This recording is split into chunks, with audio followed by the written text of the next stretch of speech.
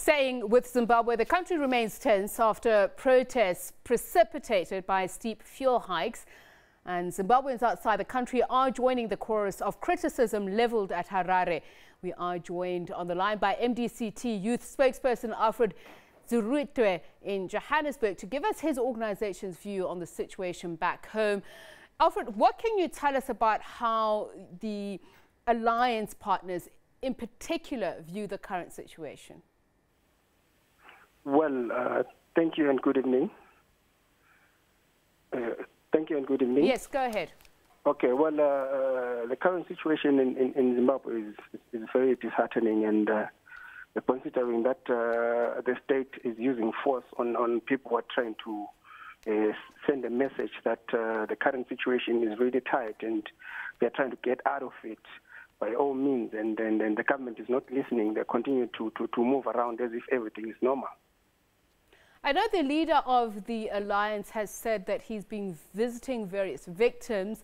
Has he at least outlined how many people he believes have been arrested or killed? No, well, the reports are that around 12 people have been killed for now, and around hundreds have been injured, and obvious other unreported cases. People maybe they're afraid to go to the hospitals, fearing that they might be arrested and painted as the looters.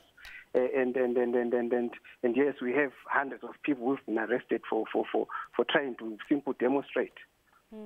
Just in terms of MDC-T youth in particular, firstly, are you based in South Africa, as in this is where you are normally to be found, or have you fled to South Africa? And secondly, what has been the fate of those MDC-T youth members who are still in Harare?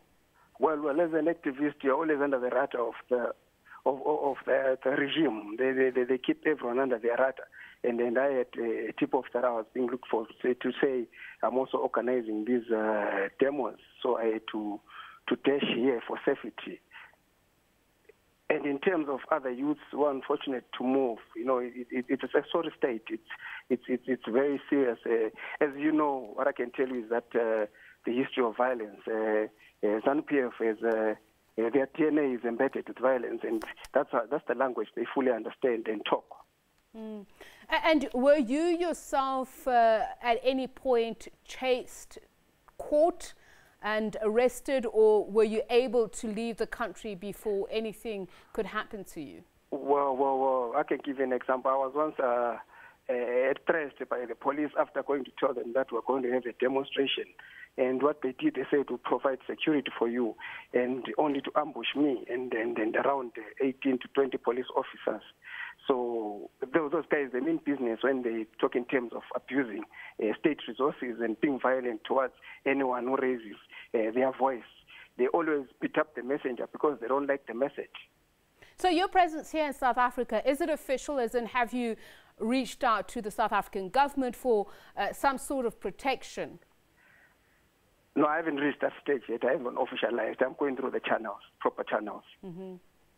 Yes. So when is that going to happen? I'm just trying to ascertain if you think at any point you can return home to Zimbabwe.